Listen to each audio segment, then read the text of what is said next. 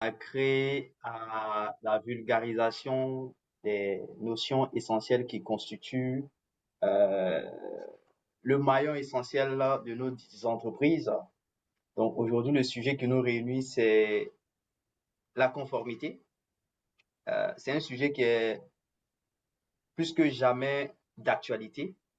Donc pour cette raison, nous avons invité deux professionnels du domaine, en l'occurrence Claudia et Axel. Merci Claudia d'avoir accepté cette invitation malgré le contexte difficile que tu traverses. Merci également à toi Axel. Malgré ton agenda très chargé, tu as accepté de partager avec nous ton expérience en ce qui concerne le domaine de la conformité. Donc sans plus tarder, je vais passer le micro à nos panélistes pour qu'elles se présentent et qu'on puisse entrer dans le vif du sujet en abordant les questions qui ont été prévues à l'ordre du jour. Donc, on va laisser Claudia se présenter. Claudia, vas-y. Alors, bonsoir à tous les participants. Merci à Patrice de cette opportunité de parler de la conformité, qui est un métier qui nous concerne et nous touche un petit peu tous d'une manière ou d'une autre. Alors, moi, je suis Claudia Noutaï, je suis auditrice et responsable conformité, je suis responsable de cabinet Risprin et de la Risprin Academy. Alors, dans mon quotidien, je parle beaucoup de conformité, de normes et je forme aussi sur la question de normes et de conformité. Très bien. Merci, Claudia, pour cette brillante présentation. Axel, nous t'écoutons. D'accord. Bonsoir à tous. Bonsoir Claudia. Patrice, bonsoir, hein. Donc, merci pour Bonsoir. l'opportunité. Moi, je suis Axel Guéret et je suis, on va dire, consultante indépendante dans tout ce qui est GRC, donc gouvernance, risque et contrôle, et avec beaucoup plus d'orientation dans le domaine de la gestion de risques et la conformité. Mais à la base, je suis auditrice. Donc, de base, je suis auditeur interne, auditrice interne, et j'ai basculé au niveau 2 parce que je la trouve beaucoup plus challengeant. Donc, j'ai quitté la ligne 3 pour arriver à la ligne 2. Donc, je suis dans ce domaine d'activité-là depuis plus de 15 ans et ayant parcouru un peu plusieurs secteurs d'activité, notamment le secteur financier, la banque, l'agro-industrie, télécom, l'énergie, le transit et autres. Donc, on va dire qu'on va essayer de de partager avec le panel toute cette expérience-là afin qu'il ressorte de ce call, de cette conférence, de ce webinaire-là avec beaucoup de clarté sur ce beau métier qui est la conformité. Très bien. Très bien. Justement, Axel, après avoir passé 15 ans dans le domaine, aujourd'hui, quand tu entends le mot conformité, à quoi est-ce que tu penses? À quoi est-ce que tu penses de manière systématique? Quelle image te vient systématiquement à l'esprit? La première image qui me vient là quand tu parles de conformité et que j'aimerais que tout le monde voit, c'est le code de la route. C'est-à-dire que entendez par conformité le code de la route pour tous ceux qui conduisent en fait. C'est-à-dire que c'est ce code-là qui, lorsque tu ne respectes pas, tu peux faire des accidents, tu peux avoir des amendes et parfois même, dans certains, tu peux perdre même ton permis parce qu'on te fait des retraits. Donc, on te fait, voilà, tu peux perdre même ton permis. Donc, c'est d'abord ça. Donc, voyez l'image là comme la conformité, avant même qu'on rentre dans la définition et autres. Donc, c'est le code de la route. Très bien. La même question pour toi, Claudia. Oh, Claudia. Non, Claudia, on ne t'entend pas. Voilà. Là, oh, attention. Oh, Son micro Claudia. est fermé, je Ah ouais, ton micro est fermé. Je te désactive ici. Ouais, là, ça va. Claudia, vas-y. Là, ça va. D'accord. Voilà. Je disais que la conformité, pour moi, c'est la base. C'est le socle sur lequel on bâtit l'entreprise pour ne pas se retrouver dans le décor. On va y, on va C'est y, on va y, on va y, on va en venir. Mais l'image qui te vient systématiquement à l'esprit, on parle de conformité. Tu penses à quoi? À un gendarme? À quoi? Tu penses à quoi systématiquement? non, c'est comme quand on dit, quand on veut construire une maison, on fait la fondation. Tu penses à la C'est fondation. c'est ça, c'est la base. D'accord. Il faut mettre ça comme les piliers qu'il faut sur lesquels on doit mettre la charpente, on doit faire tout le reste et tout pour pouvoir construire la maison. Sans Très bien. conformité, on se retrouve dans beaucoup de problèmes après. Très bien. Très bien. Alors là, c'est de façon imagée que vous l'avez défini. Et maintenant, pour des personnes, de manière pédagogique, comment est-ce que vous la définirez pour qu'elle soit accessible en dehors, au-delà de l'image que vous venez de donner, de façon concrète, conformité. Qu'est-ce qui renferme cette notion? Qu'est-ce qu'on a à l'intérieur du mot conformité? Pour toi, Claudia? Alors, la conformité, c'est le, l'institution, c'est la structure au sein, c'est le département au sein d'une institution financière en général, mais pas que, qui permet le respect des normes, que ce soit des normes que l'institution elle-même elle définit pour se protéger, que ce soit les normes nationales, les normes régionales ou des normes internationales qui s'appliquent de facto à l'institution pour le bon fonctionnement et pour éviter des pénalités ou des problèmes. Très bien, très bien. Axel et toi, tu as quelque chose à ajouter à ce que Claudia vient de dire?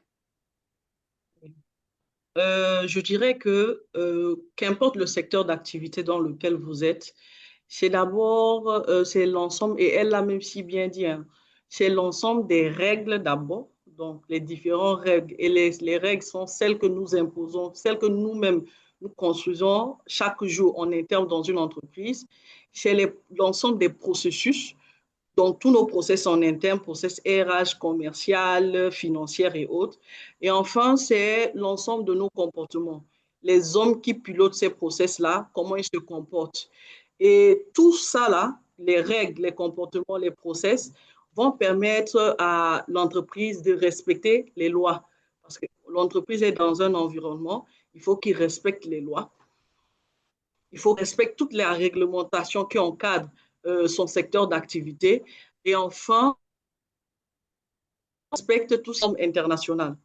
Les normes, les règles, les lois, les normes qui s'appliquent à elle. Donc, et elle a si bien dit tout à l'heure. Très bien, Donc, c'est ça, en fait, la conformité. très bien, très bien. Tout à l'heure, Axel, tu me parlais de plusieurs types de conformité. Pourrais-tu nous en dire plus? D'accord. Euh, de façon globale, on a trois types, c'est-à-dire qu'on a la conformité réglementaire, que tout le monde essaie de s'arrimer dans le réglementaire, les normes internationales, la réglementation, les lois et autres. Il y a la conformité éthique par rapport à nos codes de conduite qui sont définis par les opérationnels en interne. Est-ce que par rapport à nos codes éthiques, est-ce que par rapport au process, est-ce qu'on est en conformité? Est-ce qu'on est éthique? Quand on dit on ne doit pas voler, tolérance zéro, est-ce qu'on l'applique réellement? Est-ce que nous tous nous sommes conformes à ça? Et le troisième point, c'est la conformité opérationnelle. Donc, ce que nous sommes en train de voir entre dans le cadre de la conformité opérationnelle. Donc, dans les opérations, on parle des process, on parle, euh, on parle des hommes, on parle de la technologie, l'environnement et la finance rentre dans l'opérationnel. Voici les trois catégories de la conformité. Très bien. Justement, vous avez mentionné tout à l'heure dans la conformité, vous avez parlé de règles. Claudia, euh, quelles sont les sources de ces règles-là? D'où proviennent ces règles? Alors, les règles proviennent de différentes sources. À l'entame, je parlais des règles qui peuvent parfois être à l'interne. Par exemple, des 12 ans que moi j'ai fait à la banque, il y avait la norme du LPL. au niveau du NPL, bon, toi, tu es dans le domaine hein, du crédit, tu sais très bien de quoi je parle. Les crédits douteux, tu vois, les crédits douteux, par exemple, là, la norme était de 5% à la Banque centrale et à l'interne, la banque décide de respecter un taux de 3% pour se protéger et suivre un peu plus ses, ses crédits, par exemple, parce que pour pouvoir mieux contrôler comment dire, son activité, tu vois. Donc, il y a les normes que l'institution elle-même peut mettre en place. Il y a les normes réglementaires, par exemple celle de la Banque centrale qui a mis une norme en place. Il y a des normes régionales, ça peut être celle de l'UEMOA. Par exemple, quand on parle de lutte contre le blanchiment de capitaux, il y a la norme de la zone UEMOA de 2023. On a ensuite des normes de chaque pays qui met en place, par exemple,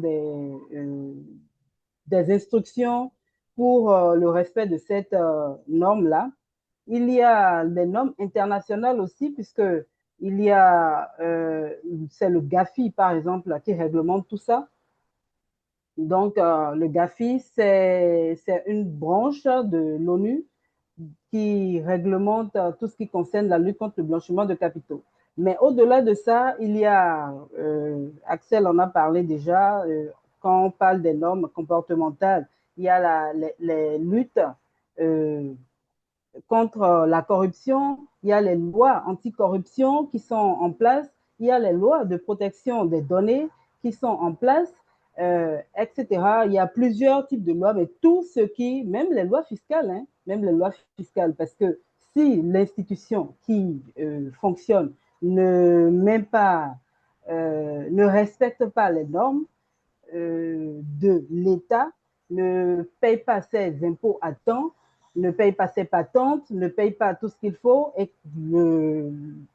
l'agent de conformité doit pouvoir vérifier ces genres de choses-là et voir aussi les normes, les ratios prudentiels pour s'assurer que tout se passe bien. Voilà un petit peu ce que je peux dire parce que les normes viennent d'un peu partout et il faut pouvoir aller sur chacun euh, de ces sites-là, de ces institutions pour voir les mises à jour, s'assurer qu'on suit au fur et à mesure les mises à jour de ces normes et pouvoir les faire appliquer à l'interne.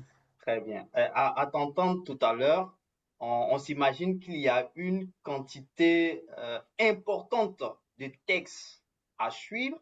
Mais, Axel, comment est-ce qu'une organisation pourrait, je veux dire, quelles sont les dispositions qu'une organisation pourrait prendre pour suivre de manière efficace ces normes que Claudia vient de citer tout à l'heure, qui sont nombreuses? Comment est-ce que de manière pratique, l'organisation, les entreprises peuvent, je veux dire, s'organiser pour suivre ces dispositions?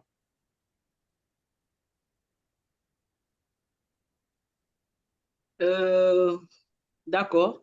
Je te vois Donc, sourire. par rapport je souris parce que euh,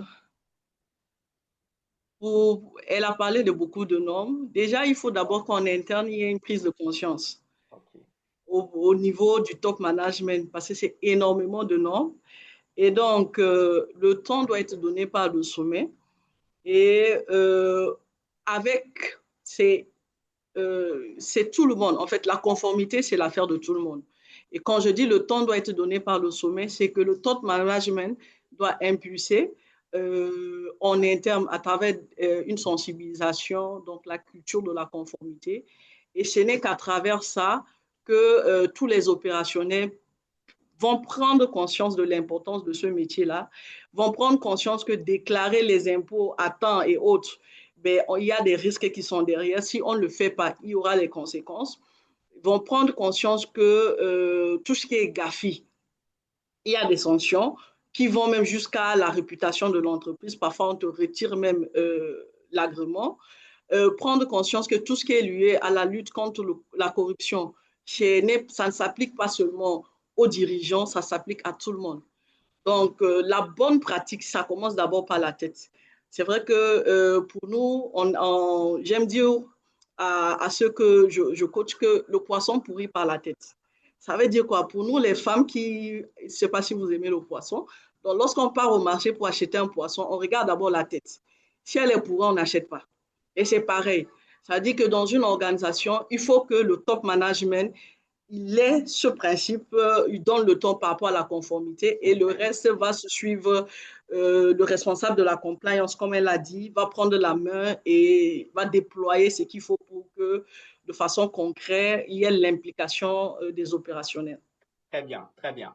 Mais avant même de parler de la tête, je veux dire, de manière opérationnelle, de façon concrète, dans une organisation, en termes de conformité, qui fait quoi? Qui sont les parties prenantes? Qui fait quoi? C'est bien de dire, OK, le poisson pourrit par la tête, mais qui fait quoi? Qui est à quel poste et qui doit faire quoi? D'accord. Bon, de façon générale, hein, il y a ce qu'on appelle les trois lignes. En interne, dans une entreprise, on a les trois lignes opérationnelles. On a la première ligne qui est constituée, par exemple, d'un opérationnel et de son line manager et tout ce process qui valide, qui sont là au day-to-day d'appliquer. On est dans le secteur financier, tout ce qui est KYC. Lorsqu'on vient au niveau de la banque, on se rassure qu'on a toute la documentation liée à un client avant d'ouvrir son compte.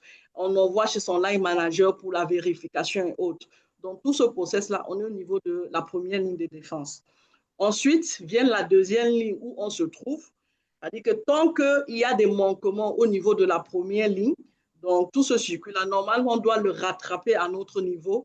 Et à ce niveau-là, on a plusieurs corps du métier du contrôle, notamment la conformité qui est là. Mais en dehors de la conformité, il y a le contrôle interne ou le contrôle permanent dans les secteurs financiers. Il y a la gestion de risques, il y a la qualité, le contrôle des gestions et autres. Donc, chacun, nous, en tant que responsable de la conformité, je dois rattraper s'il y a des manquements ou bien je dois détecter, beaucoup plus ça, je dois détecter. Mais avant de détecter, je dois mettre des mesures anticipatives, donc préventives, pour que lorsqu'il y a des manquements, pour anticiper tous les risques, je pense qu'on verra les risques plus tard, tous les risques qui peuvent impacter sur l'activité là. Et enfin, en troisième ligne, il y a l'audit interne qui va venir faire l'évaluation de tout ce qu'on est en train de faire. Maintenant, si on rentre de façon concrète, qui fait quoi? Là, ça me pousse à définir le rôle de tout ce corps du métier de la ligne 2. Ça dit qu'on a, moi, responsable de la conformité, ça dit que moi, je suis celle qui répond à la question est-ce que nous sommes en règle? En fait, c'est ça la conformité. C'est la préoccupation du responsable de la conformité. Son principal, c'est day-to-day, il cherche à résoudre, à répondre à la question est-ce que nous sommes en conformité? Il y a le gestionnaire de risque. Lui, est-ce qu'on a des pertes potentielles, notamment, est-ce qu'il y a des risques qui sont là au sein de l'entreprise? Est-ce que j'ai pu identifier telle anomalie? Est-ce que j'ai pu déceler telle faille dans le process et autres? Ça, c'est le responsable, le risque manager. Le contrôle interne, lui, c'est par rapport aux opérations. Est-ce que j'ai mis en place des mécanismes pour maîtriser? Lui, il est là dans la maîtrise. Est-ce que j'ai mis en place un dispositif de maîtrise, de contrôle des activités? Et enfin, l'audit, c'est est-ce que tout fonctionne vraiment? Oui, est-ce que tout fonctionne vraiment? Et pour répondre à ces questions, on va faire une évaluation périodique. Donc, c'est d'abord ça, les différents objectifs de ces 4 métiers du corps de contrôle et avec des horizons différents. Hein. C'est-à-dire que la conformité, lui, sera soit normative, soit permanente. Moi, j'aime dire qu'elle est permanente. Le risque, on va dire qu'elle est quantitative et proactive, donc prospective même. Donc, j'élabore la cartographie de risque et c'est le risque manager ou tout ce qui est ALM et autres dans le secteur financier et autres. Au niveau du contrôle, c'est les opérations qu'on est là. On voit si au quotidien, on a maîtrisé, on a mis en place un dispositif de maîtrise au quotidien de nos opérations pour minimiser tous les risques qui peuvent impacter sur nos activités. Et là, il y a le management qui est là, il y a le chef de service contrôle qui va intervenir. Et en dernière ligne, l'audit qui est de la ligne 3, la troisième ligne, qui va venir de façon périodique, indépendante et rétro-prospective et s'assurer que tout ce qu'on a fait, l'évaluation est bien et que les risques sont maîtrisés. Très bien, très bien, très bien. C'est très bien défini. Mais merci, Axel. Ben, tel que défini, souvent, je pense que c'est une perception à tort, hein. On perçoit à tort la position de la conformité par rapport aux objectifs commerciaux. On a l'impression que la conformité nous tire vers le bas. Les exigences de conformité peuvent ralentir les opérations. C'est l'impression qu'on a. Qu'est-ce que tu peux dire en ce sens, Claudia? Alors, en général, les gens pensent que la conformité est un département budgétivore. Euh, à l'externe, les clients, les partenaires ne comprennent d'ailleurs même pas de quoi est-ce qu'il est question. Mais à l'interne, les collaborateurs, les opérationnels trouvent souvent que, bon, voilà encore un autre département de contrôle là qui vient. Il y a déjà audit, il y a déjà risque, il y a contrôle interne, conformité aussi vient. Et puis tout ça vient demander les pièces. Et tout ça vient demander est-ce que les registres, est-ce que si est mis en place, est-ce que ça. Donc vraiment, Effectivement, les gens ne comprennent pas toujours. pas du tout. Mais chaque département a euh, son rôle. Chaque département a son rôle, chaque département a sa mission.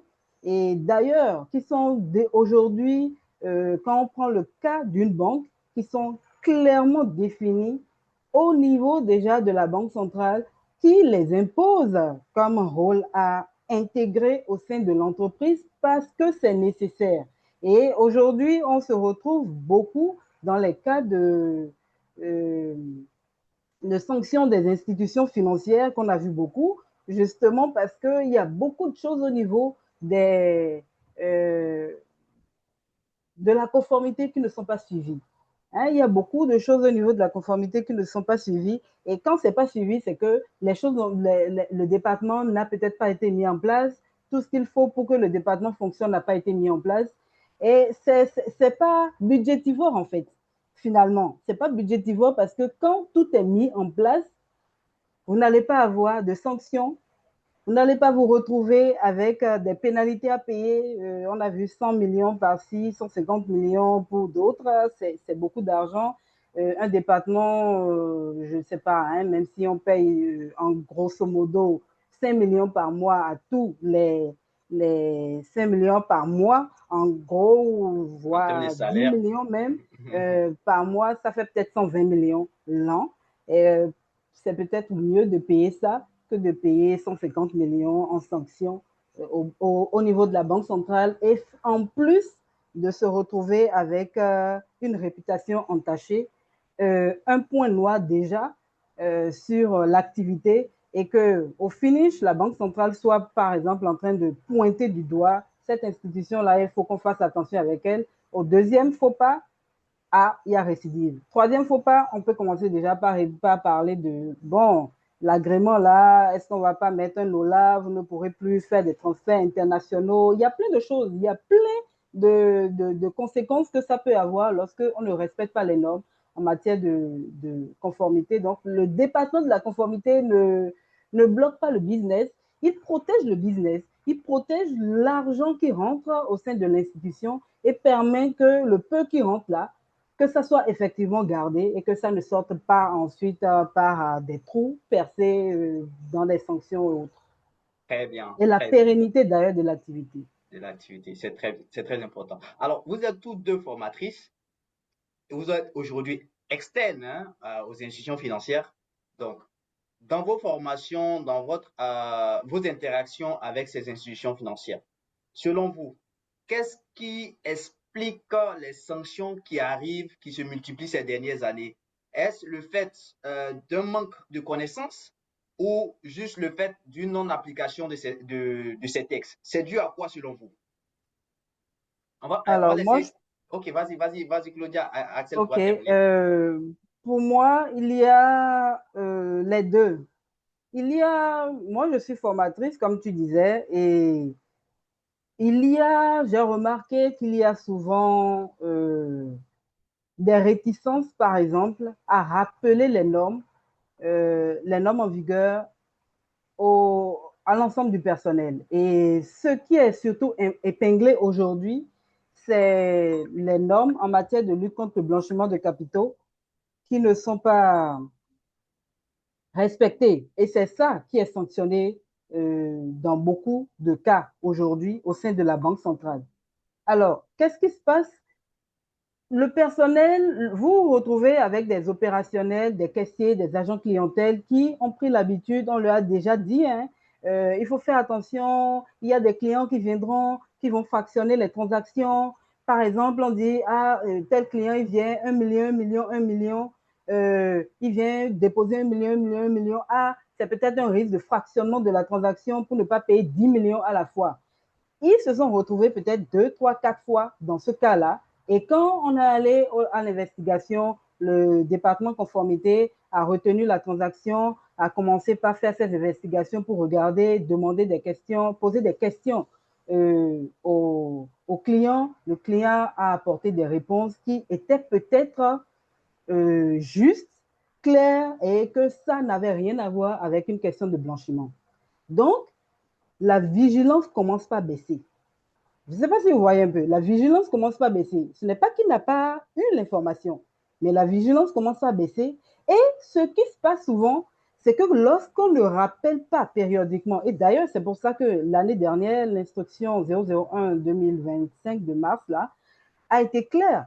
Les institutions financières doivent faire des formations réglementaires chaque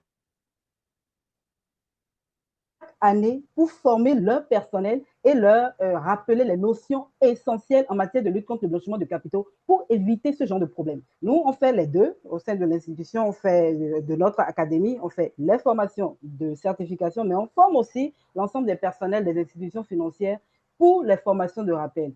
Donc, ce sont des choses qui arrivent souvent parce que les gens se retrouvent dans le vif de leur activité quotidienne et dans le feu de l'action, oublient les normes et font passer certaines écritures. Et au finish, on se retrouve dans plusieurs transactions. Lorsque la commission bancaire viendra, elle va prendre des listes de transactions et se retrouver peut-être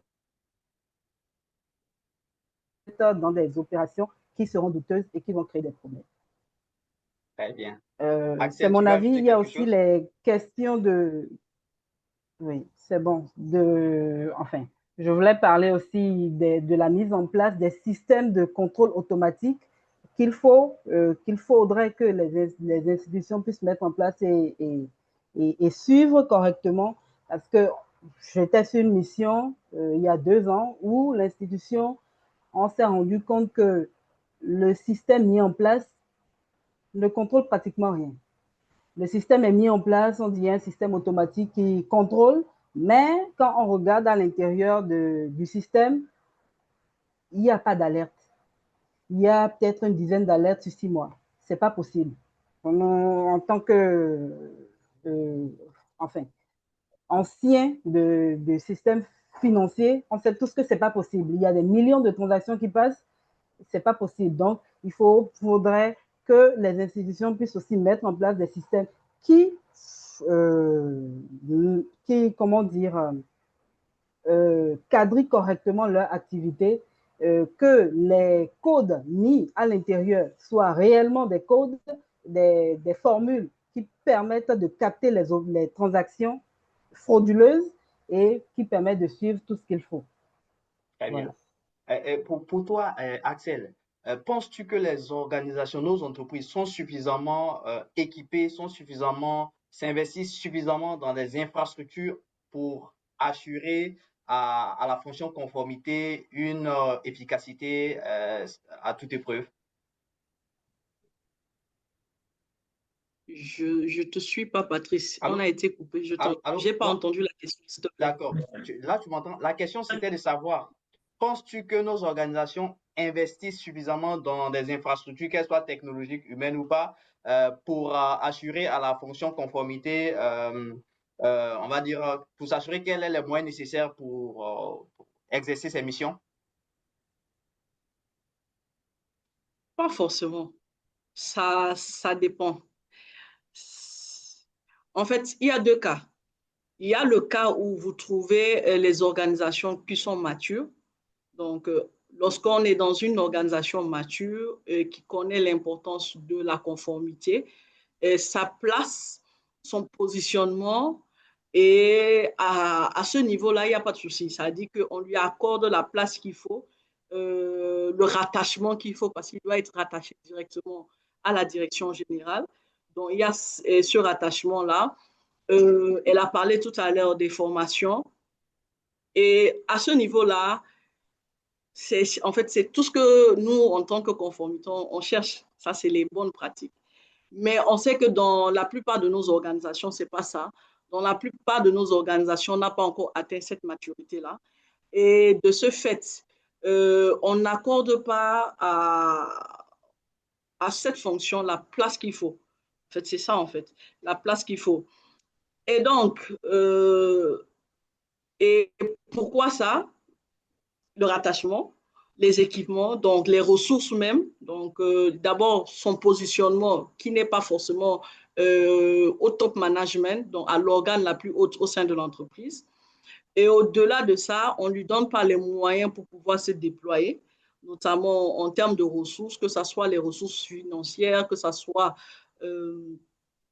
tout ce qui est budget ou tous les outils nécessaires. Et en plus de ça, elle a parlé tout à l'heure de la perception, donc la perception de ce métier-là qu'il faudra briser à tout prix. Donc, cette perception qui est négative, sur tous les plans, hein, que ce soit du top management, où il y a une perception négative, parce que pour eux, on est là, on n'est pas un centre de coût. Pour les collaborateurs, où tu as dit quelque chose, on dérange. C'est le département qui dérange, qui dit toujours non, surtout au niveau du commercial, hein, qui dit toujours non, qui bloque toutes les ouvertures de compte ou qui exige trop de justifs. On dit qu'à ceux de la conformité, là, ils exigent trop de justifs. Pour un petit truc, on veut les justifs. Et même pour le client final. Parce que quand le client final vient et il veut des demandes, soit voilà, il fait des demandes répétitives et que sa documentation KYC n'est pas complète, ben, on est obligé de demander des informations. Vous savez que le client, lorsque tu lui dis amène tel document avant, amène tel document à la fin, il est frustré et il se dit que voilà, dans tel établissement, vous dérangez trop. Enfin, on ne dérange pas. On s'arrime aux règles, à la norme et à la réglementation, aux lois. Donc, c'est tout ça là qui doit permettre qu'il y ait vraiment ce changement. Très bien, très bien. Alors, Claudia, pour toi, euh, tu parlais des risques, des risques, des risques, des risques. De quels risques on parle en réalité? Alors, euh, des risques au sein de l'entreprise, non? Bien sûr. Alors, il y a les risques euh, réputationnels. Lorsque vous vous retrouvez avec des sanctions, il y a le risque de réputation. Il y a les risques opérationnels. J'ai parlé des opérationnels tout à l'heure, des caissiers, des agents clientèle et tout ça. Il y a le risque au sein de l'entreprise, il y a les risques humains, gérés en général par les ressources humaines, le risque de personnel, donc il y a les risques financiers, parce que ça peut créer effectivement des pertes financières euh, lourdes, les risques réglementaires, les risques réglementaires aussi, se retrouver en porte-à-faux ou bien se retrouver dans un procès, hein, avec réglementaire judiciaire, d'un procès avec des clients ou avec des institutions qui, enfin, et tout. Donc, il y a ces risques-là aussi Globalement, ce sont des risques que je peux citer là tout de suite, Très bien. qui, le risque environnemental, on a les risques environnementaux aussi, mais bon, c'est globalement C'est ça. ça. Je comprends. D'accord. Je vais préciser ma question pour Axel. Euh, c'est quoi les risques de non-conformité? Claudia a parlé des risques, mais les risques de non-conformité, comment est-ce qu'on doit comprendre ces risques-là? Disons que dans nos établissements financiers, euh, les risques de non-conformité les plus fréquents, hein, c'est d'abord la fraude en interne. C'est-à-dire que et la fraude commence par tout ce qui est séparation des tâches. Et ensuite, on a tout ce qui est KYC qui est insuffisant en termes d'ouverture de compte où il n'y a pas forcément la vérification adéquate. Donc ça aussi, c'est un deuxième risque.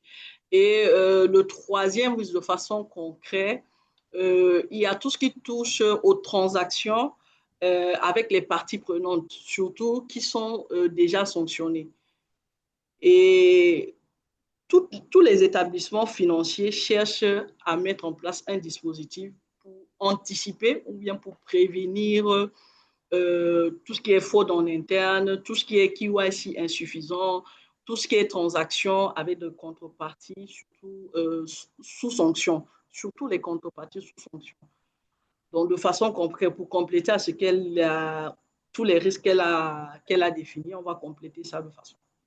Très bien, très bien. Et dans les risques, tu as parlé maintenant de sanctions. Je veux comprendre. De- en fait, est-ce qu'il y a des échelles de sanctions? Est-ce que le régulateur, en cas de non-respect, non-conformité, est-ce que la sanction tombe systématiquement? Comment ça se passe? Non, lorsque le régulateur remarque qu'il y a des anomalies, elle vous demande d'abord de corriger les insuffisances jusqu'à ce que le régulateur décide de sanctionner ou de mettre une amende. C'est que il y a récidive, il n'y a pas eu prise en considération des recommandations qui ont été faites lorsque la commission bancaire est passée et qu'il n'y a pas eu suivi dans les recommandations. Et lorsque ça arrive et qu'il y a déjà une sanction, qu'une deuxième année, par exemple, ou bien 2 ans après, on revient, qu'il y a une deuxième sanction, là, on peut se retrouver banalement plus tard à des restrictions. Là, on peut commencer par dire, le régulateur peut commencer par vous restreindre au niveau des transferts, vous restreindre au niveau euh, de certaines opérations bancaire et si ça perdure, carrément retirer l'agrément. Il y a déjà eu des cas dans la zone UEMOA de retrait d'agrément, mais surtout au niveau de microfinance. Au niveau de banque, j'en ai pas l'information, mais c'est déjà arrivé au niveau de microfinance. Très, très bien. Donc, parlons justement de ces sanctions-là. Euh, Axel, comment les vois-tu? Un frein au développement de nos entreprises dans leur élan commercial, dans leur élan de croissance, ou bien une opportunité pour le secteur de se crédibiliser à la face de ses partenaires internationaux? Moi, par rapport aux sanctions, je voudrais quand même qu'on revienne. Les sanctions ne tombent pas seules, en fait. Parce que pour qu'il y ait sanction, il y a un process, comme elle a expliqué de dire tout à l'heure. Il y a tout un process avant qu'on arrive à la sanction. Maintenant, en termes d'activité, est-ce que c'est une opportunité ou plutôt une menace? Je vais dire que l'entreprise, ça dépendra de l'approche. On peut saisir comme une opportunité si on adopte une approche basée sur les risques. J'explique. C'est-à-dire que on va essayer de contrôler on va essayer de mettre en place ou bien de concentrer les différents dispositifs de contrôle sur tous les risques élevés, notamment tout ce qui est transactions internationales, notamment tout ce qui est client PPE, donc les personnes politiquement exposées, notamment tout ce qui est client à fort cash. Donc, l'entreprise peut saisir cette opportunité-là et mettre plutôt des procédures ou uniformiser dans son ensemble et passer à des activités, à opérations, passer d'une activité ou bien d'une activité anodine à une activité qui est maintenant formée, normalisée, puisque lorsqu'il y a une procédure, ça veut dire qu'on a formé. Parce que le véritable challenge, c'est qu'il n'y a pas forcément une traçabilité. Lorsque le régulateur vient, lorsque ils viennent, on demande est-ce que vous avez les documents, la documentation traçable, formelle qui est là, qui atteste que vous avez élaboré, fait certaines tâches. Et c'est ça qui vient contrôler. Donc, un établissement peut plutôt saisir cette opportunité-là et mettre en place de façon concrète tout un process de formalisation, que ce soit les procédures, les manuels, les politiques et les sanctions. Et ça, c'est une opportunité. La deuxième opportunité, il va saisir, au lieu que ça soit une sanction, il le voit plutôt en termes d'opportunité de digitaliser tout ce qui est process de conformité. C'est manuel parce qu'on fait des erreurs et autres. Il va digitaliser tout ce process-là pour réduire, par exemple, les risques liés au délai des opérations, notamment tout ce qui est KYC. Il va digitaliser tout ce qui est KYC. Il va mettre en place des scorings automatiques. Il va aussi avoir un workflow électronique au lieu que ça soit manuel. Et quand c'est comme ça, il y a une traçabilité. Et donc, cette sanction qui tombe là nous permet de nous remettre en cause et on formalise, on rebondit sur ça. Et le troisième point, une sanction peut permettre à une entreprise de pouvoir revoir sa communication en interne. Revoir sur tous les plans, que ce soit en interne ou que ce soit en externe, et remettre en place vraiment une direction, bien une communication fluide, transparente et claire sur toutes les parties prenantes avec lesquelles elle interagit. Et donc, pour moi, je vois plutôt ces sanctions, ça c'est mon analyse, hein, je vois plutôt les différentes sanctions comme une opportunité et je viens de donner ces opportunités-là. Et donc, au lieu que les gens pensent que oui, on a été sanctionné et autres, ils devraient plutôt penser à comment investir, comment faire de telle sorte que ces sanctions n'arrivent pas, comment investir dans notre établissement, dans notre banque ou bien dans nos entreprises pour ne plus qu'il y ait ces différentes sanctions. C'est plutôt dans ce sens-là qu'il faudra amener le chargé ou bien le directeur de conformité devrait amener l'ensemble des opérationnels hein, ou bien des collaborateurs en interne pour tendre vers ça et ne pas percevoir les sanctions comme un blocage. Parce que dès qu'il y a sanction, les gens ont l'habitude de voir blocage. C'est vrai, il y a les blocages, il y a les amendes et autres, mais vous voyez le côté opportunité qui s'offre à nous de revoir notre manière de communiquer, de revoir nos dispositifs, de formaliser, de documenter, d'archiver et autres. Très bien, très bien. Donc, on va abonder dans le même sens que Axel Claudia. Euh, Elle a parlé d'opportunité. OK. Donc, pour une entreprise, en quoi est-ce que c'est une opportunité le fait de respecter ou de se conformer aux exigences qui parfois, qui parfois, voilà, peuvent être contraignantes pour l'entreprise, hein? En quoi est-ce que ça peut être une opportunité pour cette dernière? Au-delà des sanctions, en quoi est-ce que ça peut être une opportunité pour l'entreprise en elle-même? Alors, lorsque vous vous retrouvez dans une situation de sanction, euh,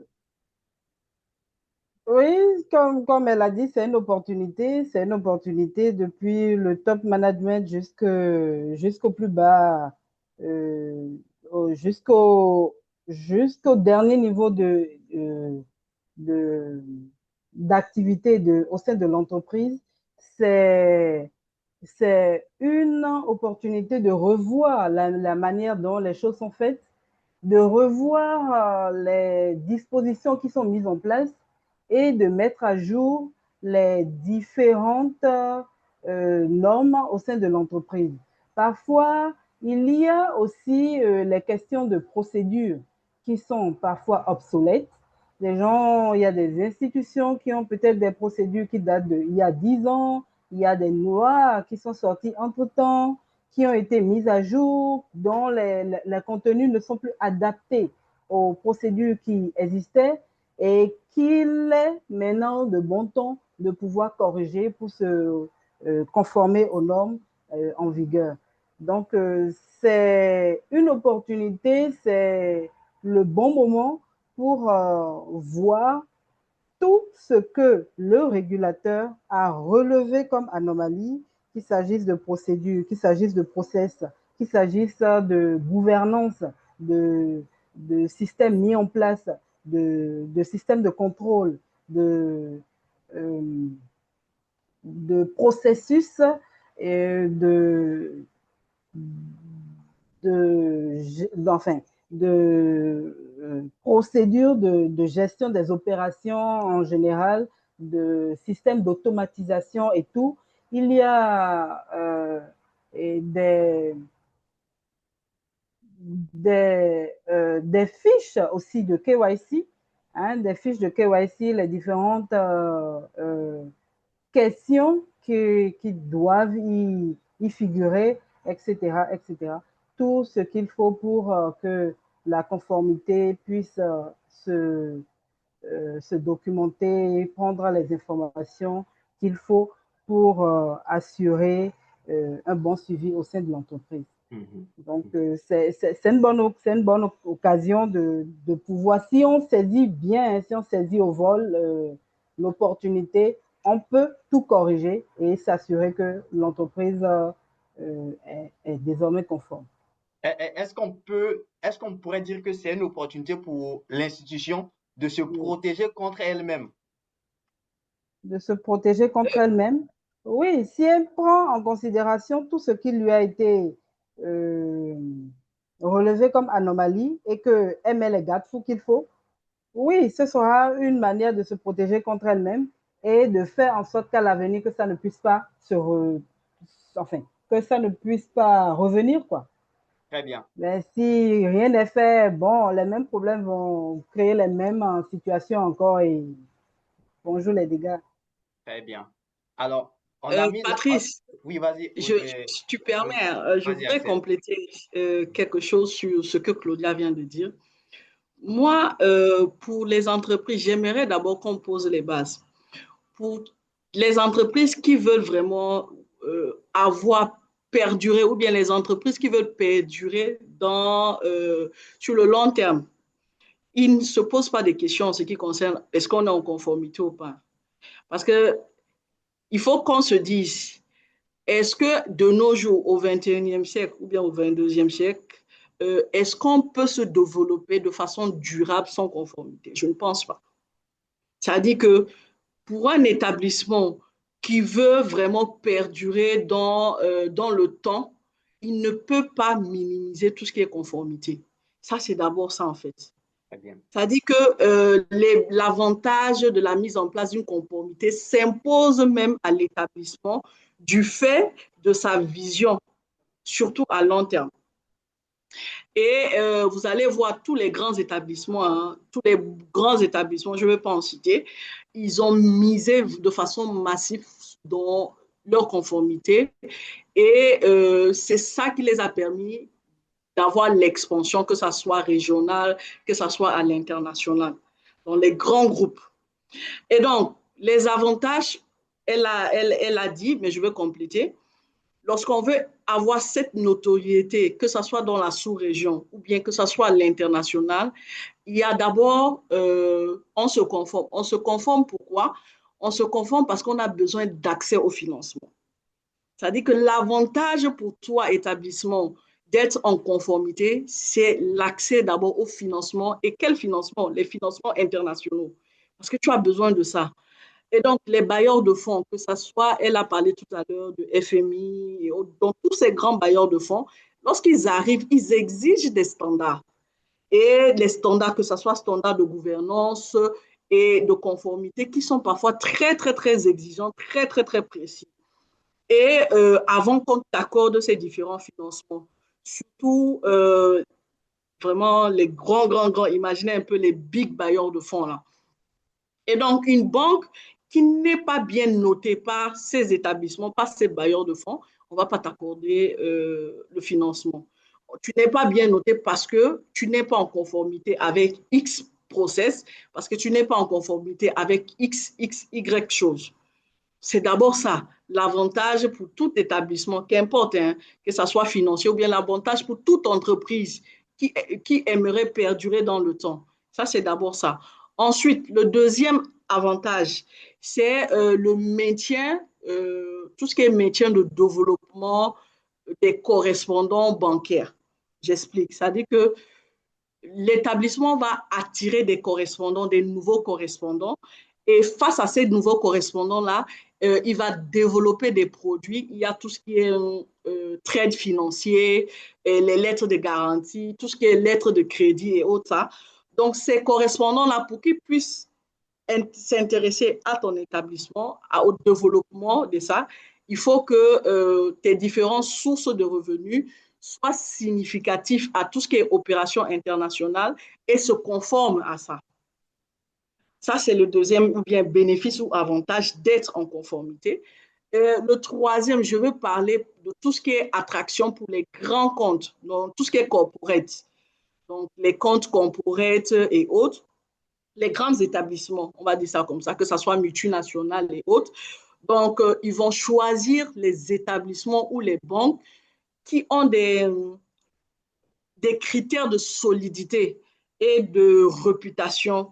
Donc, ceux qui ont des critères de solidité et de réputation, ces grands établissements vont choisir, ces grandes entreprises leaders dans le monde vont choisir ces différents établissements financiers-là parce qu'on sait qu'ils sont solides.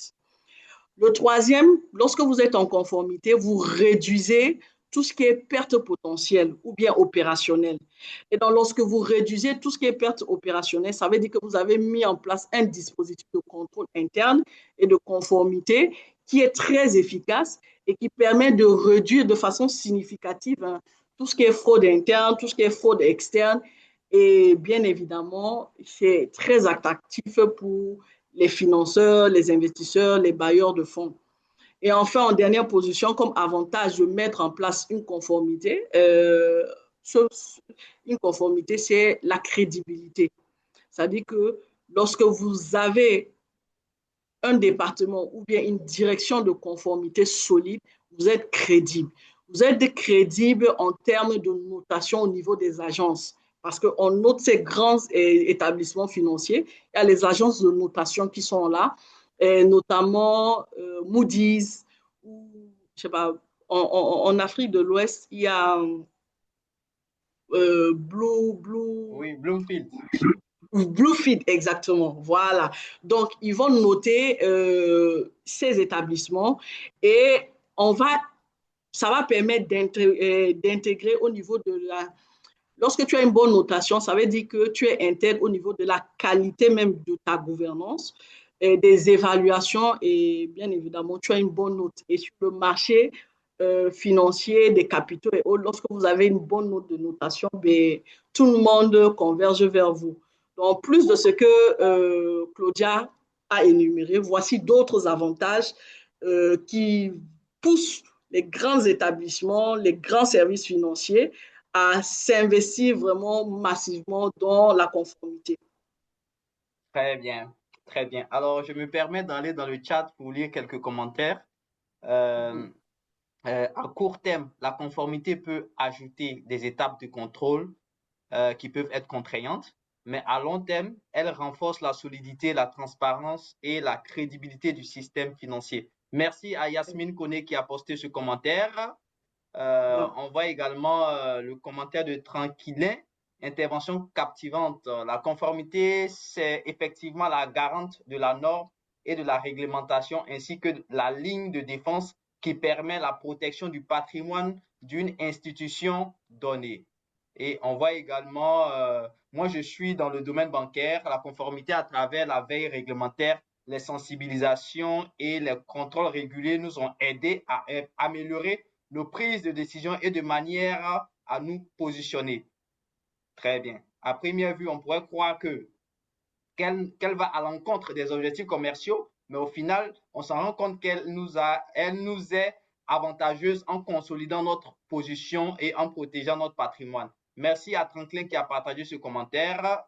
À Florentin qui dit ceci, la conformité est-elle a priori? Ok, là, ce sont des questions, on y reviendra. Ok, je vois également le commentaire de Chris Ngaï qui dit ceci, les bonnes pratiques en termes de normes réglementaires sont impératives pour toute institution, qu'elle soit financière ou non, car les implications sont sur le plan macro vont au-delà des questions de rentabilité ou de pérennisation des résultats. C'est une question de responsabilité collective, surtout pour les États dans une union monétaire. Merci à Chris Ngaï pour ce commentaire. Il y a Marius Vodoumnou qui fait ce commentaire. Bonjour Marius. Qui dit pour se prémunir contre le risque réputationnel qui peut déboucher sur des risques financiers avec des pertes. Là, il parlait des avantages d'être en conformité vis-à-vis de la réglementation. Ibrahim Adoum qui dit ceci, au-delà des sanctions, c'est l'image de l'entité et nous évitons de tomber dans des pertes, car les procédures, c'est pour se prémunir contre d'éventuelles pertes. Merci Ibrahim. Et Nadège qui dit ceci, je suis totalement d'accord avec Axel, il faut investir dans la conformité pour l'image et la fidélisation du client. Ok, et avant-dernier commentaire, Franklin qui dit ceci, respecter les normes en vigueur et adopter les bonnes pratiques responsables permet de donner une image de fidélisation de l'institution vis-à-vis des parties prenantes et de fidéliser ses clients et de mettre à sa disposition des produits et services adaptés aux conditions édictées par le régulateur. Et Marius qui dit ceci également, comme Axel l'a dit, je voudrais ajouter que d'ailleurs, ailleurs, les clients sont très regardants sur la conformité, les banques vis-à-vis de la réglementation. Très bien, très bien. Mais même si en Afrique, nous n'avons pas encore cette culture et ces habitudes au niveau de la masse, car le taux d'à... Ok, très bien. Merci, merci, merci, merci. Merci à tous les commentaires qui ont été postés dans le chat. Voilà, nous sommes à la fin de la première partie de cette intervention. Nous allons aborder les questions du public. Donc, vous levez la main, on va vous passer le micro pour que vous puissiez poser vos questions aux panélistes et elles y répondront. Voilà, merci. À défaut de lever la main, vous pouvez poster la question dans le chat box. Je me ferai plaisir de la lire. La question.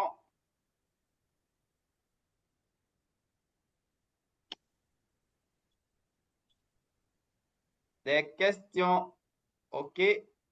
La première question nous vient de Stéphane Ngankou. Le contrôleur interne doit-il jouer le rôle de conformité? Je pense que Axel appelle la distinction entre ces différents métiers. Mais Axel, tu peux y revenir? La distinction entre le contrôleur interne et le responsable ou l'analyse en conformité. D'accord. Le contrôle interne, comme la conformité, sont au niveau de la deuxième ligne de défense. J'ai expliqué la première ligne, donc la deuxième ligne de défense. Et dans cette deuxième ligne-là, chacun a son rôle, ses responsabilités. Donc, le contrôle, il est là pour s'assurer de façon quotidienne que les opérations sont maîtrisées, ou le contrôleur permanent pour ceux qui sont dans les établissements financiers. Donc, il est là pour s'assurer de façon permanente, de façon quotidienne, day to day, dans l'exercice que toutes les opérations sont maîtrisées. Et pour que les opérations soient maîtrisées, il va identifier, il va se baser sur le travail du risque manager qui est là, qui est aussi au niveau de la deuxième ligne, ou bien ils vont identifier dans les process opérationnels les différentes failles ou les différentes faiblesses qui peuvent impacter la non-maîtrise et mettre en place un dispositif de contrôle. Par contre, la conformité, lui, c'est se rassurer que nous sommes en conformité avec les règles. Donc, c'est deux métiers distincts. Bon, dans certains secteurs d'activité, notamment les ONG et autres, dans la pratique, hein, on voit que le responsable de conformité pilote ou bien fait un peu de la conformité. Ça, c'est typique à ce secteur d'activité-là. Mais de façon générale, c'est deux fonctions différentes. Très bien. Merci Axel pour la clarté dans la réponse. Femme de valeur qui dit ceci. Bonsoir, je suis Marinette, conseiller client chargé de suivi de la mise à jour des KYC. Quelle stratégie mettre en place pour mieux avancer sur les mises à jour des KYC? Axel, tu nous rappelles déjà c'est quoi KYC parce qu'on n'a pas eu l'occasion d'en parler. Donc, KYC, c'est quoi et comment est-ce qu'on pourrait mettre en place un processus efficace de suivi et de mise à jour des KYC?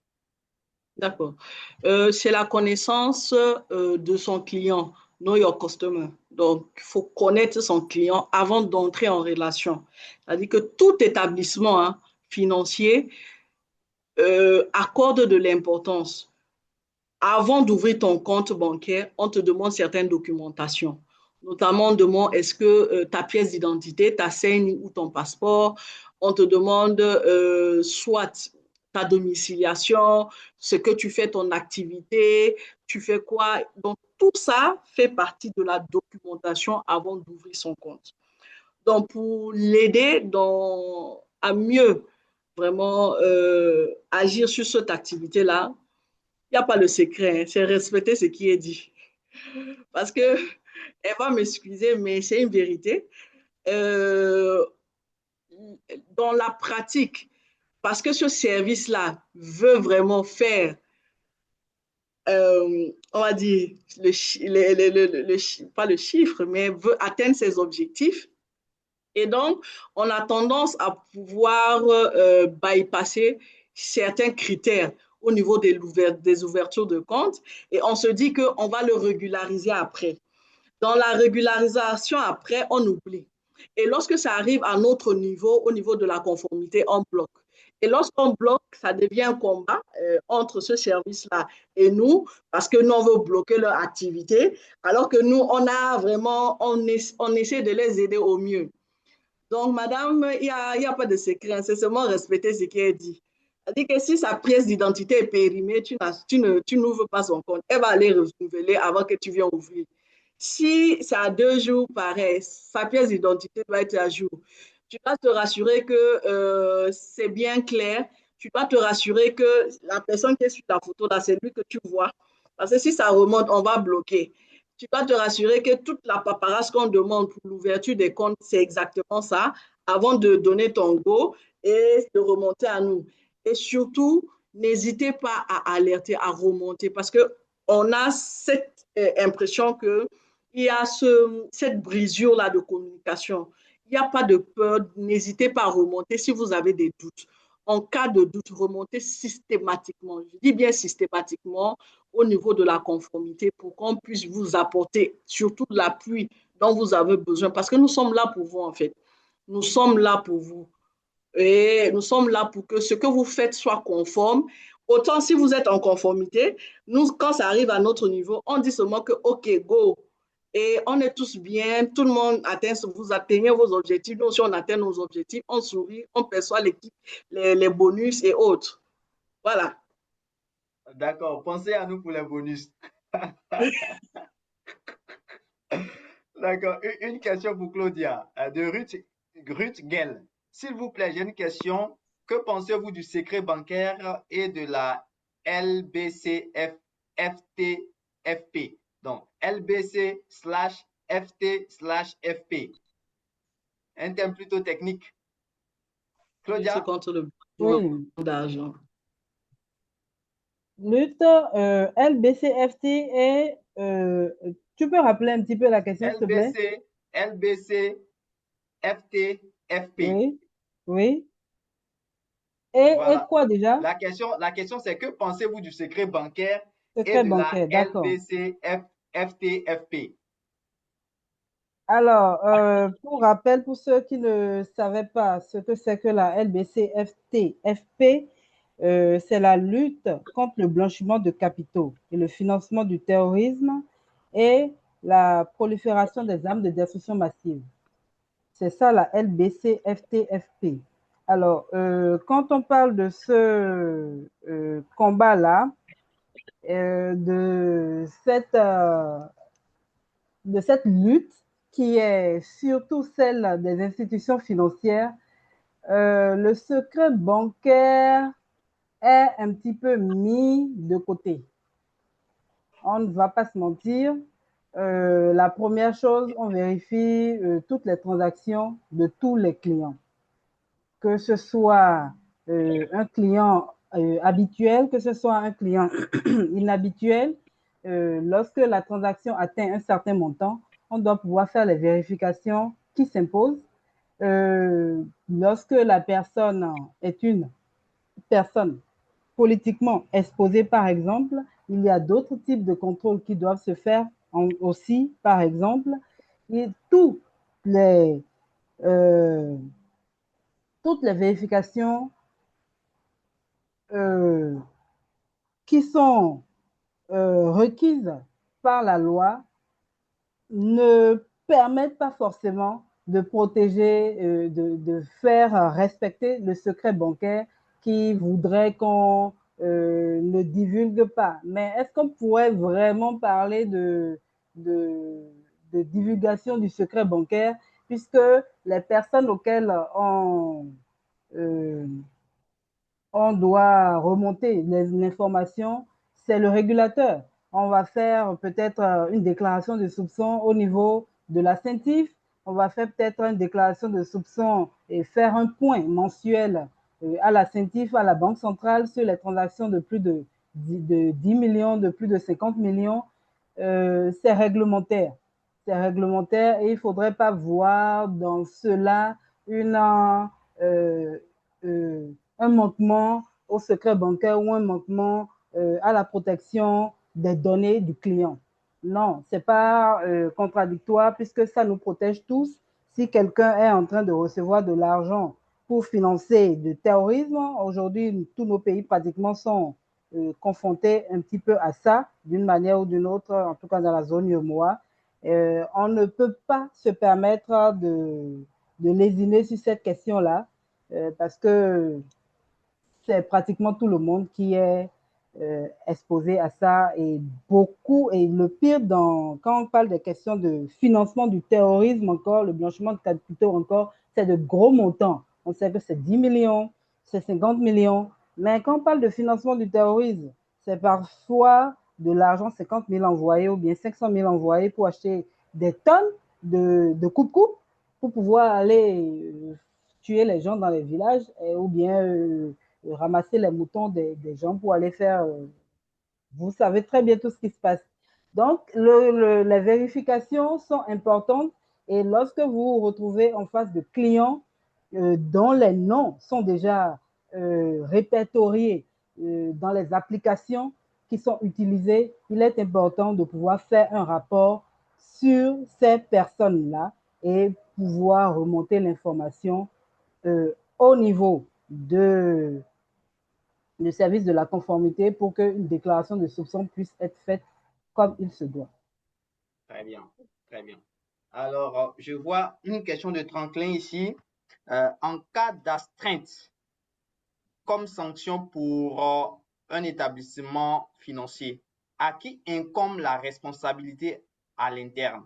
Le corps de contrôle dont la conformité ou la direction opérationnelle? Peut-être, Claudia, vas-y. Je ne t'ai pas bien Tu suivi. peux reprendre la Oh, question? Oui, la question c'est en cas d'astreinte comme oui, sanction en cas de sanction d'un établissement financier, à qui oui. incombe la responsabilité en interne? Okay. Le corps de contrôle dont la conformité ou la direction opérationnelle?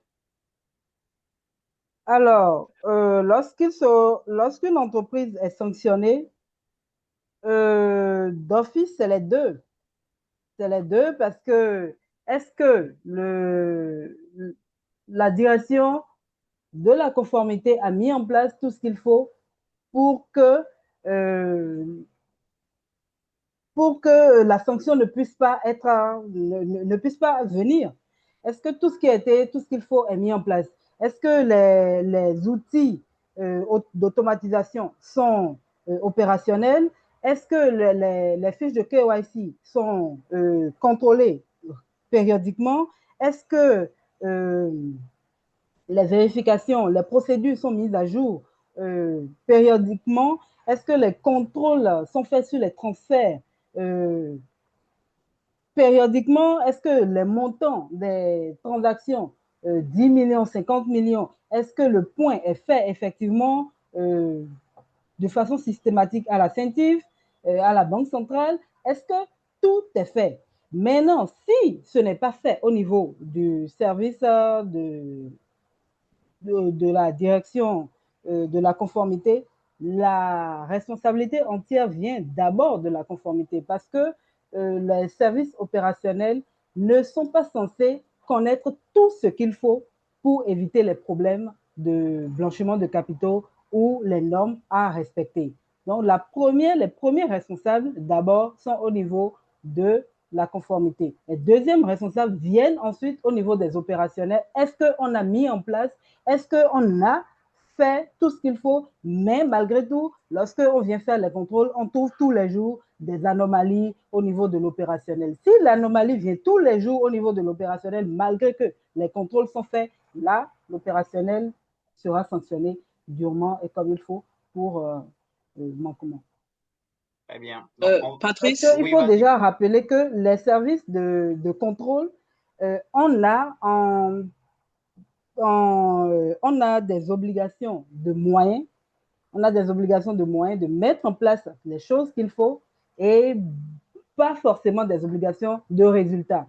Parce que si on met les choses en place et que les résultats ne sont pas, et que malgré tout, ceux qui doivent suivre ne suivent pas ce qu'il faut, là, ça ne pourra pas, on ne pourra pas accuser le responsable conformité. Voilà ce que je tenais à Très compléter. bien. Merci, je merci Claudia. voudrais Vas-y, compléter, Axel. si tu permets, Patrice. En plus de ce que Claudia vient de dire, là, elle a parlé de la direction, mais je vais dire dans l'ensemble, hein, lorsqu'il y a sanction dans l'ensemble, c'est-à-dire qu'on sanctionne par exemple tel établissement et autres, le premier, c'est d'abord le top management qu'on voit. C'est-à-dire que soit tu es le père de famille, soit tu n'es pas le père de famille. Quand il y a quelque chose qui se passe là, on voit d'abord le père. Et donc, lui, c'est le père en interne dans l'entreprise. On va d'abord demander à ce père de famille qui est à la tête de l'entreprise que là où tu vois là, ce n'est pas bon. Il pourrait avoir des amendes. Il encaisse lui en tant que père de famille d'abord. Et maintenant, il se retourne derrière pour demander que, bon, venez ici mes enfants, donc tous les directeurs métiers là, venez, que chacun s'asseye qui maintenant fait qu'on est en non-conformité et que je dois sortir de l'argent maintenant pour payer ces pénalités. Là, maintenant, on va indexer la conformité et on va aller maintenant voir ce que Claudia a dit. Et s'il faut taper, on va te taper la main et on va taper la main aussi au niveau des opérationnels. Parce qu'en cas de sanction, c'est tout le monde. Donc, lui, le père là, les actionnaires vont lui taper sur la main. Lui aussi va se retourner, il va dire au gars que bon, c'est normal que moi aussi, on me tape, je vous tape. Donc, c'est toute la chaîne qui est sanctionnée. Donc, c'est d'abord la tête de façon générale dans le cadre d'une sanction. Très bien. Merci à toutes deux. Ah, alors, il y a Yasmine qui a la main levée depuis un certain moment. Yasmine connaît. Vas-y, ton micro est activé. Tu peux poser ta question. Oui, bonjour, je ne sais pas si vous m'entendez. Oui, oui. Oui, Ok. Ma question, c'est la suivante. Excusez-moi. Quelles évolutions réglementaires récentes ont eu le plus d'impact sur les dispositifs de conformité dans les institutions financières? Je reprends répète. la question. Oui, s'il te Oui, quelles plaît. dispositions récentes ont eu des impacts sur la conformité dans les différentes institutions? C'est bien ça, Madame Yasmine Koné. Oui, c'est ça. Est-ce qu'il y a eu des dispositions récemment appliquées ou approuvées qui ont eu un impact sur voilà, l'organisation de la conformité ou les institutions voilà, dont on parle ici? OK. Alors, oui, oui, il y a des normes qui ont été mises en place récemment et qui euh, ont une incidence directe sur les activités de la conformité. déjà, les normes de protection de données. Les normes de protection de données sont assez récentes et ont commencé par se mettre en place et être de plus en plus euh, déployées au sein des institutions dans les 5 dernières années. Donc, elles ont eu un impact non négligeable dans les activités et permettent de sécuriser les données des clients, d'enregistrer les données, faire signer, mettre à jour d'abord toutes les fiches d'ouverture de compte et tout ça. Ils ont eu un impact non négligeable en tout cas, parce que beaucoup de fiches d'ouverture de compte ont dû être revues par rapport à certaines questions, à certaines données, à certaines manières de faire qui devaient être mises à jour. Il y a les questions de lutte contre le blanchiment de capitaux aussi. Quand on parle des montants à partir desquels les contrôles doivent être faits, hein, il y a eu des évolutions aussi. La lutte contre le blanchiment de capitaux, ça date des années 89-90, mais elles ont évolué. Déjà, il faut savoir que depuis 2001, on a commencé par parler de financement de terrorisme et qu'on n'en parlait pas avant, depuis 2001 avec euh, l'attentat du World Trade Center. Et qu'après ça, donc récemment, il y a eu, avec tout ce qui se passe et les histoires de Boko Haram et plein de problèmes, que la lutte contre la prolifération des armes de destruction massive aussi se sont ajoutées, ce qui fait de LBC-FT aujourd'hui, on parle de LBC-FT-FP. Donc, il y a eu des évolutions comme ça qui ont permis de, de, euh, de faire évoluer les fonctions, les systèmes automatiques. Avant, les contrôles étaient beaucoup plus manuels. Donc, avec l'évolution du monde, l'évolution de la technologie, l'évolution des IA et tout ce qui se fait aujourd'hui, tout ça est intégré aujourd'hui dans les applications qui sont utilisées au sein des institutions pour faciliter euh, la détection des pièces frauduleuses et la vérification des données, le pointage des noms qui sont déjà enregistrés dans les fiches, dans les bases de données du groupe Egmont. Donc, c'est un petit peu ces points-là sur lesquels que je peux citer rapidement. Très bien. Je Axel vais a quelque chose à compléter un peu. ajouter. Vas-y, Axel. Oui, je vais compléter par rapport aux dispositions récentes pour aller dans le sens de Claudia. Elle a parlé des recommandations révisées de GAFI. Suffisait ça. Et qui a un impact énorme sur tout ce qui est conformité. Elle a parlé de tout ce qui est lutte des capitaux, les directives, parce qu'il y a les recommandations de directives sur tout ce qui est lutte contre le blanchiment dans l'espace UEMOA ou CEPAC qui a été révisé sur tous les règlements. Donc, COBAC a mis à jour son règlement, a mis BCAO, tout le monde, tout dans les deux régions. Et il y a une obligation dans, dans cette directive-là. Le troisième point, c'est tout ce qui est au niveau des échanges. Je pense que Claudia a un problème de connexion. Pardon, Axel, je voulais dire. Axel, on t'a perdu. Ok, on a perdu Axel. Je pense qu'elle va se reconnecter. Oui, je suis là.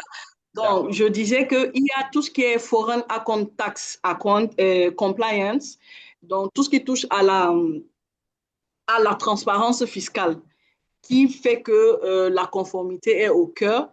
Le quatrième point, c'est le BAL 3. et ça a un impact, notamment impact sur la gestion des risques et le capital. Donc, c'est très important. Ça, c'est la quatrième dispositif qui a impacté la conformité. Il y a tout ce qui est digitalisation et la réglementation du mobile money. Vous savez que tous les établissements, maintenant, le mobile money, c'est quelque chose, c'est le nouveau périmètre de conformité où tout le monde, vraiment, on regarde ça. L'exposition du mobile money fait que le marché, on est obligé de réguler ce secteur d'activité-là, donc d'être en conformité. Et donc, des nouvelles obligations de KYC, les établissements de monnaie électronique, les MEE, voilà, qui sont désormais, les MEE sont aussi soumis aux exigences de lutte contre le blanchiment et le financement de terrorisme, au même titre que les banques classiques. Donc, vous imaginez un peu. Et le sixième dispositif qui a impacté tout ce qui est en conformité, c'est, elle a dit, la réglementation sur la protection des données. Tout le RGPD, voilà, tous les établissements, maintenant, on sait que il y a des lois même nationales, internationales qui encadrent ce métier-là dans plusieurs pays. Et le dernier point, c'est tout ce qui touche à le risque environnement sociaux et le SG. Donc, tout ce qui est climatique, le financement climatique et autres là. Donc, ça a un impact aussi dans le sens où c'est un nouveau dispositif qui est là, qui est émergent. Et il est important de pouvoir structurer ça. Donc, pour compléter ce que Claudia a dit.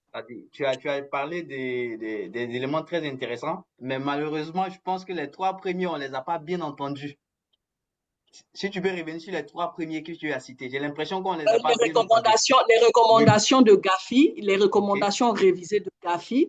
Le deuxième, je pense que j'ai parlé des directives de lutte contre le blanchiment et financement des capitaux qui sont révisées dans tous les espaces, que ce soit UEMOA ou bien CEMAC. Et le dernier, j'ai parlé de FATCA, ou le CRS qui touche tout ce qui est échange automatisé d'informations fiscales, donc l'impact de la fiscalité, la transparence de la fiscalité. Très bien. Alors, il y a un participant qui pose une question. On a parlé des avantages de la conformité. Est-ce qu'il n'y a pas quelque part des inconvénients? Il n'y a pas, voilà, c'est ça sa question. Est-ce qu'il n'y a pas en la conformité des éléments bloquants pour nos organisations? Oui, l'inconvénient, c'est que la conformité coûte cher. C'est ça, en fait, ça coûte cher. Le coût financier est très élevé. Ça veut dire que si vous voulez un département ou bien une direction de conformité, comme l'exigent les normes, ben, il faudra mettre les prix. Chers directeurs ou bien chers managers qui sont dans le panel, il faudra mettre le prix. Et le prix, c'est quoi? Il faudra recruter. Donc, le responsable de conformité ou le directeur de conformité doit avoir certaines compétences, certaines exigences. Et donc, ça nécessite qu'il soit suffisamment payé à le rapport qualité y est. Donc, ça coûte cher. Et non seulement parce que c'est une spécialisation qui est rare et tout ce qui est rare est cher. En plus de ça, il a besoin d'outils dans cette cherté-là parce que l'outil qu'il utilise est cher. Ça a un coût. Dans le logiciel, par exemple, de filtrage, tout ce qui est transaction monitoring, tout ce qui est plateforme de KYC, tout ça, ça a un coût. Le coût même des formations, parce qu'il faut se former. Les exigences disent obligatoirement la formation, lui, sa formation, la formation de son équipe, exigence la formation de tous les acteurs qui sont en front office et en back office. Tout ça, ça a un coût. Ça veut dire que lorsqu'il va sortir son budget de formation, son plan annuel de voilà, déployer son plan, il y a un coût. Donc, le premier, l'inconvénient, c'est que ça a un coût. Donc, chez directeur, sortez l'argent, on débloque le dispositif de conformité comme les normes le disent. Le deuxième inconvénient, c'est la lourdeur. La lourdeur et surtout la lenteur opérationnelle, c'est très important. Tout ce qui est procédure KYC, je vous assure que pour le faire, ça prend du temps. Ça prend du temps parce qu'il ne faut rien négliger. Si vous négligez, Je pense que madame, je ne sais pas si c'est Yasmine, il y a une qui a posé une question de KYC tout à l'heure. Si vous loupez quelque chose, elle va vous dire que tu n'as pas dit ça dans la procédure. Et elle a raison. Ce n'est pas dans la procédure. Et donc, elle n'est pas en non-conformité. Elle n'a pas tort. Donc, on ne peut pas la sanctionner. Donc, c'est une procédure qui demande suffisamment de temps, notamment c'est en termes d'ouverture des comptes, de traitement des opérations, les multiples validations dans la prise de décisions commerciales, donc une maîtrise des activités commerciales et surtout, pour certains, les clients qui demandent, voilà, c'est trop lourd. Le troisième inconvénient, je verrais par exemple la pression sur les équipes. La pression, vous avez vu comment elle a commencé déjà à poser sa question là, c'est parce qu'il y a la pression. Le commercial a tellement de pression pour être passé au niveau du commercial et autres. J'ai vu la pression. La pression est permanente. Conflit permanent entre les objectifs commerciaux, la conquête, la rapidité, il faut que ça parte vite, et les exigences de conformité d'une part, les vérifications, la prudence. Donc, quand tu vas lui dire, là, parfois quand j'arrive là, elle est sur ses nerfs parce qu'elle a ses objectifs. Toi, tu viens, tu parles de conformité. Celle-là, elle veut me ralentir. Parfois, il faut un moment que tu pars, tu la suppliques, maman, à l'heure, sinon, je ne veux pas. C'est même pour ton bien même que je suis en train de faire ça. Et donc, il faut tuer cette perception qu'ils ont. Et je vous assure que ce n'est pas évident. Ce n'est pas évident parce que quand vous prenez tout commerciaux, nous sommes là pour. C'est un frein, nous sommes un frein pour eux atteinte à leur objectif. Donc, il y a cette pression-là et qu'il est important de pouvoir briser, baisser, surtout les frustrations aussi, la démotivation au niveau de la vente parce que ça challenge là-bas fort, fort. Et la quatrième inconvénient, je dirais, tout ce qui touche à l'inflammation réglementaire. C'est-à-dire qu'on est dans un environnement très complexe où la croissance est dynamique et donc il y a on va dire, multiplicité de règlements, de textes réglementaires qui sont là dans nos établissements et autres. Et parfois,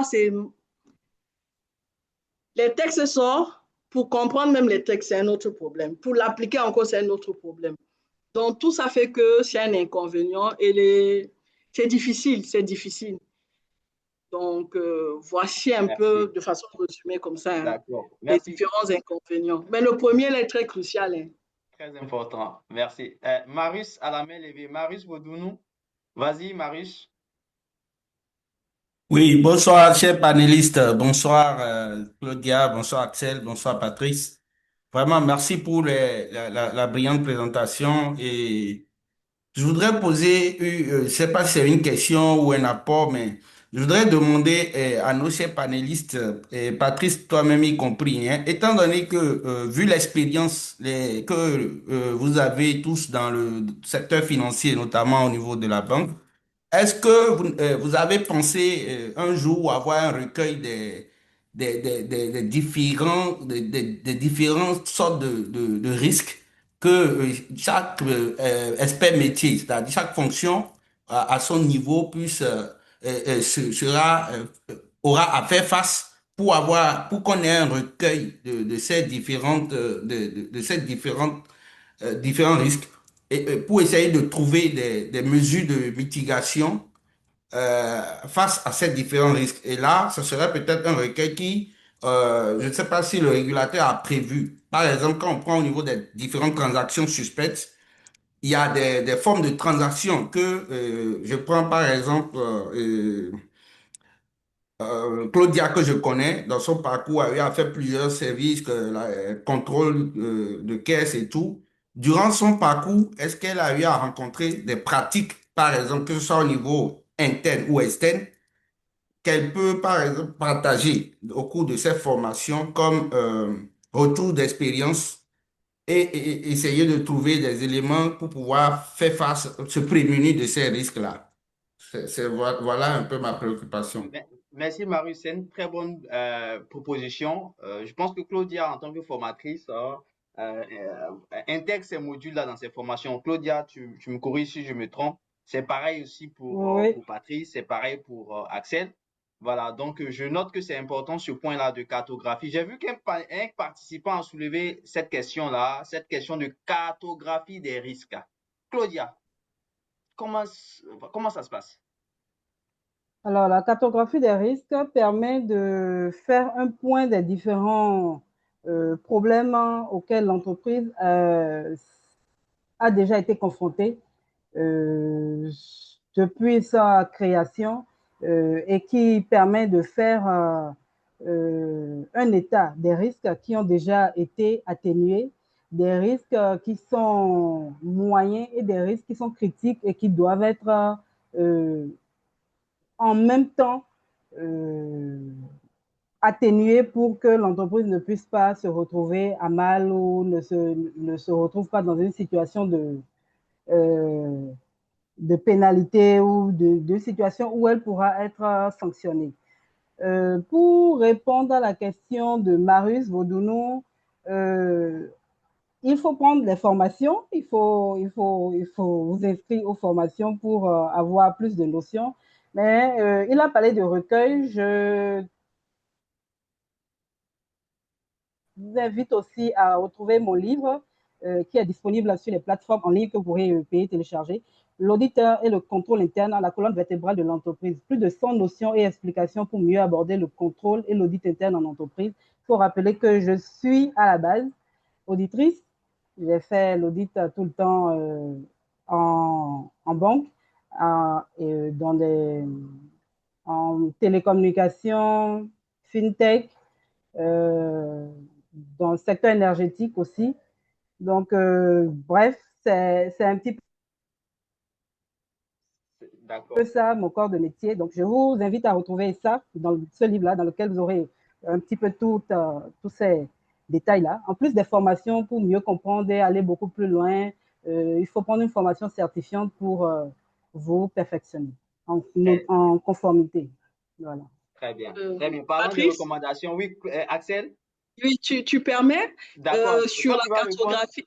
Je te donne une question, une question, tu réponds en même temps pour les deux questions. C'est-à-dire, puisque Ok, Claudia a parlé de recommandations, quelles recommandations ferais-tu à une personne qui voudrait faire comme toi plus tard ou qui voudrait exercer dans la conformité? Quelles recommandations lui donnerais-tu? Vas-y, d'accord. Donc, c'est... Bon, avant d'y répondre, c'est ça. j'aimerais revenir un peu sur la cartographie de risque. Elle a bien expliqué, donc je voudrais compléter que la cartographie des risques, c'est ce document-là, parce que c'est un document qui permet Mhm. d'identifier, d'évaluer et de mettre en place un dispositif de maîtrise des risques. Et tout à l'heure, je pense que Marius a parlé de recueil. À mon niveau, j'ai mis en place un programme pour ceux qui sont intéressés. Il y a le programme risque. Le programme risque pas les risques que vous connaissez.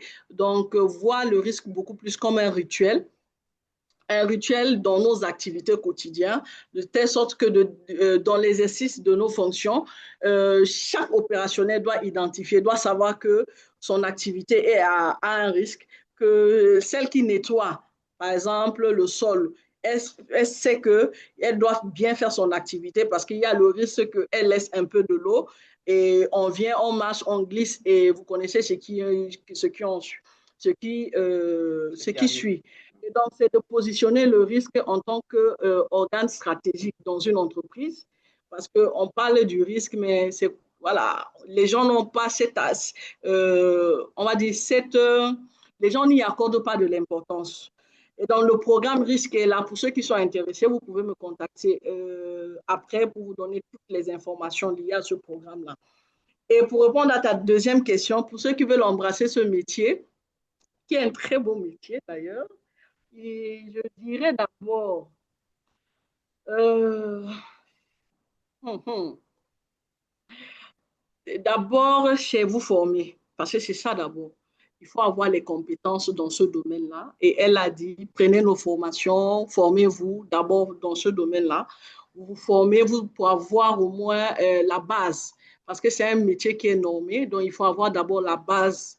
En plus de cette base-là, une fois que vous vous formez, vous avez la base, je vous conseillerais de vous certifier.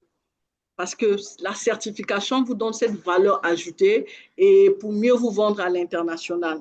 Et les deux certifications que je vous recommande, c'est le CAMS sur la lutte contre le blanchiment d'argent et ICA, qui est l'Institut Compliance Association, où vous pouvez vous certifier, dont leur certification aussi est reconnue à l'international.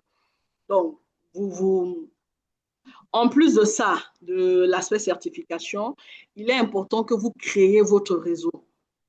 Donc, la troisième recommandation que troisième proposition, c'est vous créer votre réseau. Parce que vous ne pouvez pas évoluer dans le domaine de la conformité sans un réseau.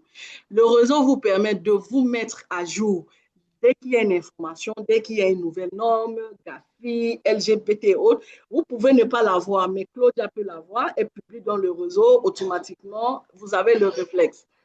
Une réglementation ou bien un règlement sort, la loi, et automatiquement, vous l'avez, peut-être un des membres de votre réseau, vous l'avez. Et donc, il y a beaucoup d'associations professionnelles qui sont là et que vous pouvez vous affilier.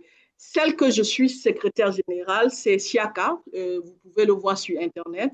Donc, SIACA, qui est l'association des métiers de contrôle. Donc, métiers de contrôle, ligne 2 et ligne 3. Donc, on prend tous les métiers de contrôle et elle se trouve au Cameroun et je suis la secrétaire générale. Donc, vous pouvez vous rapprocher de moi si vous cherchez, vous êtes à la recherche d'un réseau. Elle est certes au Cameroun, mais on a beaucoup de membres qui sont à l'international, un peu partout en Afrique. Ensuite, le deuxième conseil que je vous donne, c'est vraiment pratiquer. Parce que tant que vous ne pratiquez pas, vous ne pouvez pas identifier les petits tips qu'on est en train de vous partager. Ce n'est qu'à travers la pratique. Il n'y a pas le secret. Ça, c'est de façon générale dans les métiers de contrôle.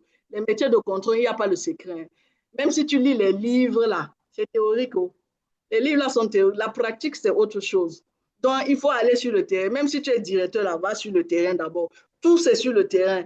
Et le terrain te permet de maîtriser les activités des métiers. C'est quoi le commercial? Moi, tu me parles du commercial, je comprends. Tu me parles des RH, je comprends parce que je suis allée sur le terrain. Il faut aller sur le travail de conformité, là, c'est sur le terrain, ce n'est pas sur le bureau. Et le travail de tous les métiers de contrôle, que ce soit l'audit, que ce soit le risque, que ce soit le contrat, descendez sur le terrain. Donc, si vous n'êtes pas quelqu'un qui aime le terrain, qui aime le bureau, ne faites pas les métiers de contrôle, ne faites pas la conformité. Ne faites pas. Donc, si tu es quelqu'un qui aime le terrain comme moi, là, qui aime aller chercher, voir, enquête, pardon, faire le contrôle, faire la conformité, on t'attend à bras ouverts, mais sache qu'il y a le revers. Le revers, c'est qu'on va dire que celle-là, vous aimez toujours le problème. Vous êtes les policiers, vous aimez toujours les problèmes, vous dérangez. Donc, il faut accepter qu'on dise que tu déranges. Il faut accepter qu'on dise que ce que tu es en train de faire, ce n'est pas bon.